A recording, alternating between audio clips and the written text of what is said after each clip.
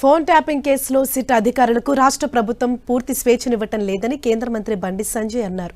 Phone tapping కేసులో కొండను తవ్వే ఎలుకను కూడా పట్టలేకపోతున్నారని వ్యాఖ్యానించారు. అసెంబ్లీ ఎన్నికల సమయంలో సిరిసిల్ల వేదికగా ఒక కంట్రోల్ రూమ్ ఏర్పాటు చేసుకుని ఫోన్ ట్యాపింగ్ దందాకు తెరలేపారని ఆక్షేపించారు.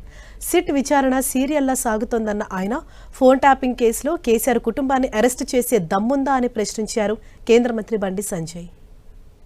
గతంలో చెప్పిన సిట్టు విచారణ ప్రారంభించిన తర్వాత సిట్టు ఏర్పాటు చేసిన తర్వాత ప్రారంభించిన సీరియల్స్ టీవీ సీరియల్స్ మొత్తం అయిపోయినాయి.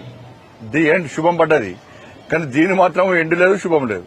దీన్ని ఇంకా 3 సంవత్సరాలు ఈ ప్రభుత్వం ఉన్న రోజులు దీన్ని కొనసాగిస్తూనే ఉంటారు. దీని పేరుతో టైంపాస్ చేస్తూనే ఉంటారు. వీళ్ళు కొండందవి ఎలుకను కూడా పట్టలేకపోతున్నారు. ఈ సిట్టు విచారణ చేసే అధికారులకు వీళ్ళు స్వేచ్ఛనివ్వలేదు. రాష్ట్ర ప్రభుత్వంలోని కొంతమంది పెద్దలు చెప్పిన ప్రకారమే సిట్టు అధికారులు వాళ్ళు వ్యవహరించాలని చెప్పి వస్తున్న విషయం వాస్తవం. సిట్టు విచారణ చేస్తున్న అధికారులు నిజంగా నిజాయితీవంతులు, చాలా పవర్ఫుల్. వాళ్ళ మీద ఎలాంటి అనుమానం లేదు. కానీ వాళ్లకు ఎంత స్వేచ్ఛనిచ్చారో అనే విషయంలో మాత్రం ఎలా అనుమానాలు వస్తున్నాయి. సిరిసిల్ల వేదికగా ఒక కంట్రోల్ రూమ్, ఒక వార్ రూమ్ లెక్క కంట్రోల్ రూమ్ పెట్టుకుని ఈ ఫోన్ ట్యాపింగ్ దందా నడిచింది. సిరిసిల్ల కేంద్రంగా జరిగింది. సిరిసిల్లలో కేసీఆర్ కొడుకు యువరాజు ఆడిందే ఆట పాడిందే పాట.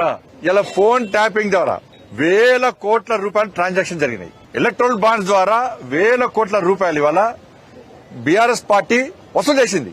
ఇంతవరకు ఒక్క రాజకీయ నాయకుడిని అరెస్ట్ చేయకపోతే దీనికి మూల కారణమైనటువంటి ప్రభాకర్ రావు అనే వ్యక్తిని కాపాడడానికి ఈ కాంగ్రెస్ పార్టీ ప్రభుత్వం ఏ విధంగా సహకరించిందో జగమెగిన సత్యం. రాష్ట్ర ముఖ్యమంత్రి అంటాడు నా ఫోన్ ట్యాప్ చేశారని చెప్పని కంచె తెలుసుకోడు. ఈ విషయాలతో సాగదీస్తా ఉంటాడు. దాని కేసీఆర్ కూతురే ఫోన్ ట్యాప్ చేసిరు అన్నారు.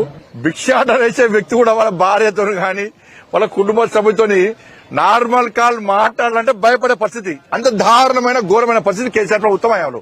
ఇది వాస్తవం. కేసీఆర్ కుటుంబాన్ని అరెస్ట్ చేసే దమ్ము లేదు వీళ్ళకు.